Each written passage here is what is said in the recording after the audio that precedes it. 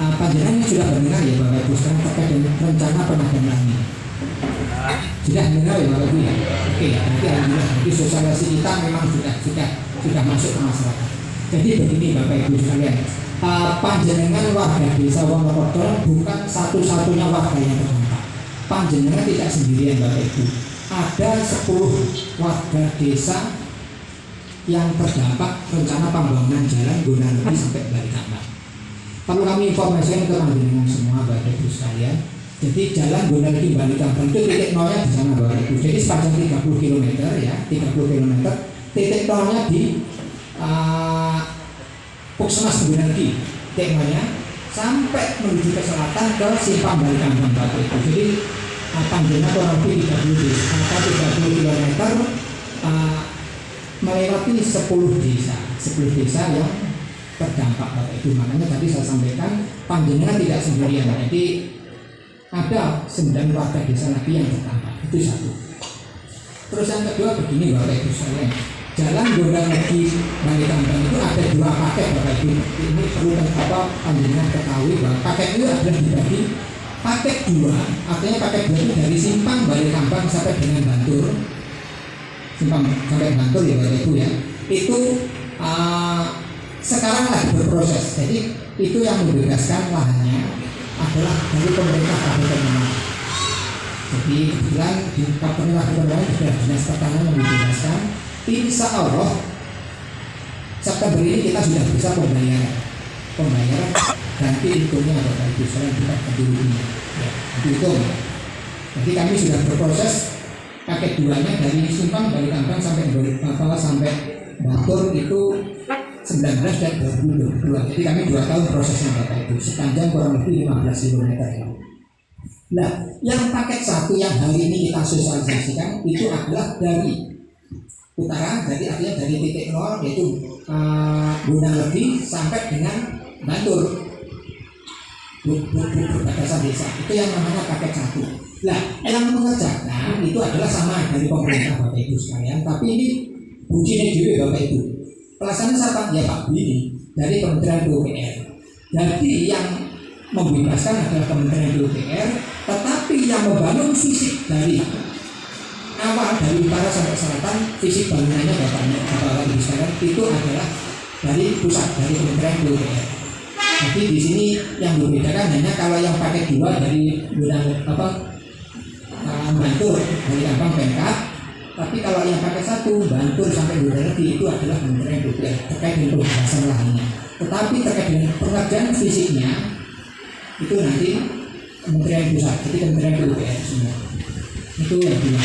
Terus yang ketiga Bapak Ibu sekalian perlu saya sampaikan. Jadi saya tahu apa artinya kan, intinya kan Pak kira-kira apa yang harus kami persiapkan Pak terkait dengan proses pengadaan lahan ini Pak. Karena kami sangat mendukung, jadi himbuan dari Pak Kadis tadi kan betul ya untuk warga mendukung karena dampaknya luar biasa ke warga sekitar. Karena jalan panjangnya nanti semakin lebar, semakin mulus Pak jalannya, semakin mulus sehingga dampak ekonominya juga akan ke masyarakat. Yang pertama alasdak, jadi alasdak tanah panjenengan semua. Alasdak itu apa Bapak Ibu sekalian? Bisa sertifikat ya, bisa kalau tidak ada SDM-nya misalnya AJB atau akte jual beli Bapak Ibu sekalian. Pak saya tidak punya AJB, saya punyanya masih tercatat di letter C, bukan nopo-nopo. Sama, masih bisa diakui letter C atau AJB atau SDM malah lebih bagus gitu ya. Itu yang harus dipersiapkan. Terus yang kedua KTP Bapak Ibu sekalian ya. Jadi KTP panjenengan, KTP suami istri itu nanti harus disiapkan ya. Kedua KK. Terus selanjutnya surat nikah Bapak Ibu ya. Surat nikah itu tetap harus diambil karena ya.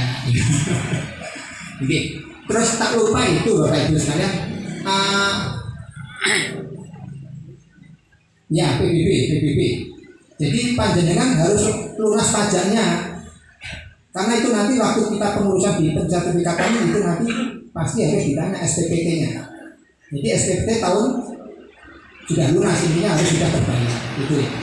Terus perlu kami sampaikan ke panjenengan semua Bapak Ibu sekalian, panjenengan nanti warga yang terkena tanahnya tidak terkena biaya apapun. panjenengan nol. Artinya apa? Panjenengan tidak dibebani biaya pajak, BPATB, tidak.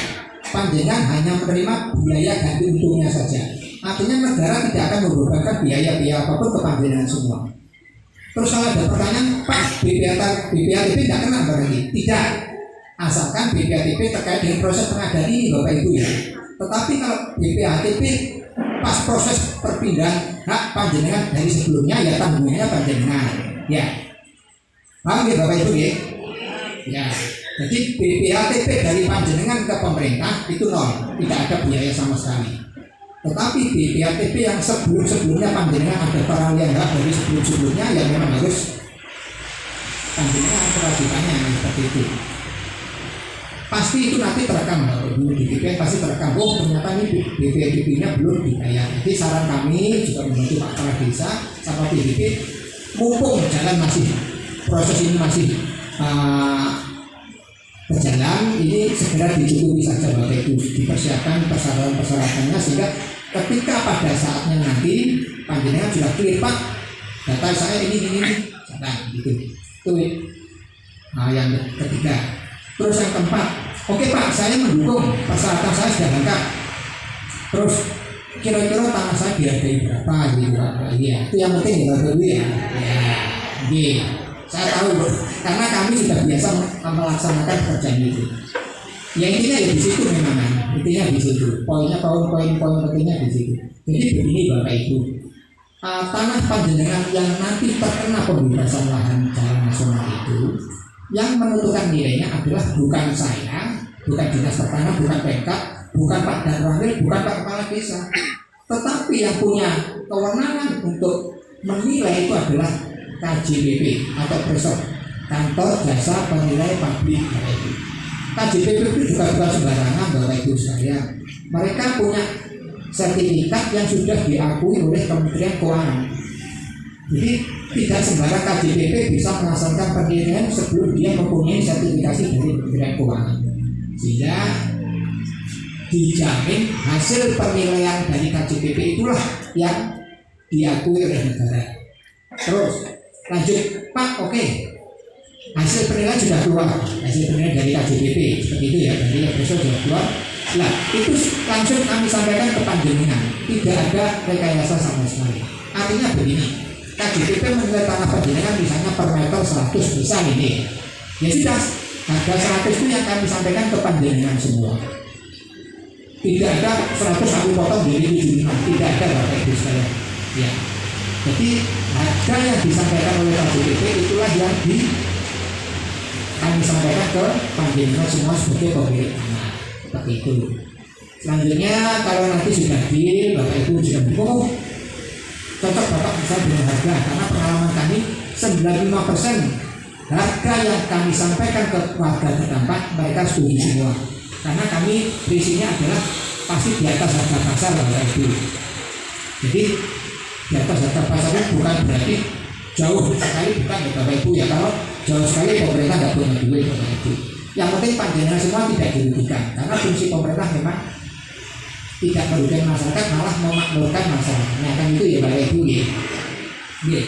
Jadi itu. Terus yang selanjutnya adalah nanti pembayarannya Bapak Ibu itu tidak cash. Jadi misalnya panjenengan setuju 100 terus bayar 100 pakai uang cash ya. Itu lewat bank, lewat rekening Bapak Ibu ya. Lewat rekening. Kalau kebiasaan di Pemkab kami rekeningnya itu adalah rekening Bank Jatim. Jadi panjenengan kami gunakan terus meskipun belum punya rekening tabungan Bank Jatim, kami yang menggunakan. Nah kalau ini karena pelaksanaannya ada pusat katanya kan Bank Mandiri gitu ya. Nah itu nanti Pak Bianto nanti yang akan menjelaskan seperti itu prosesnya, tapi yang jelas panjenengan pulang nanti setelah tidak membawa uang, membawa buku rekening gitu ya. Aman. Setelah uang masuk panjenengan bisa langsung cairkan nanti, tapi jangan langsung cairkan siangnya ya Bapak Ibu ya, mungkin sorenya atau besoknya lah seperti itu. Itu Bapak Ibu yang saya hormati, sekilas dari kami. Jadi itu, jadi harga bukan kami yang menentukan, tapi memang sudah ada tim sendiri yang menentukan. Terus besarannya berapa? Gini ya, nanti kan kami juga sekalian mau izin Bapak Ibu. Hari ini kami kan sosialisasi kan rencananya akan pasang patok gitu Bapak Ibu ya, karena kan Nah, panjenengan sebagai pemilik tanah harus ada. Kenapa? Karena panjenengan semua sebagai pemilik tanah yang tahu batas-batas tanah panjenengan gitu. Pak, tanah kami di sini sampai di sini, nah ini panjenengan harus tunjukkan gitu. Seperti itu. Itu satu. Yang kedua, nanti waktu pengukuran saran kami juga panjenengan juga harus hadir. Jadi biar panjenengan juga tahu, artinya biar tidak ada dusta di antara kita lah. Ya. Jadi yang diukur dari patok yang panjenengan tunjukkan sampai patok yang panjenengan tunjukkan. Nah, kami dari BPN Bapak Ibu sekalian, ukurnya itu bukan pakai meteran Bapak Ibu ya, tapi pakai GPS itu Pak satelit. Jadi di titik dari sini cetek juga nanti keluar ukurannya. Validitasnya 99,9% Bapak Ibu. Jadi insya Allah ukurannya valid seperti itu. Yang penting waktu penunjukan batas-batasnya panjenengan harus hadir sebagai pemilik tanah. Kalau memang pemilik tanah nggak ada ya perwakilannya Pak. Gitu. Jadi biar clear bahwa yang diukur adalah dari titik A sampai titik B yang seperti yang panjenengan diberikan. Itu ya Bapak Ibu saya hormati. Nanti kalau saya terlalu banyak nanti Pak Dunia bingung.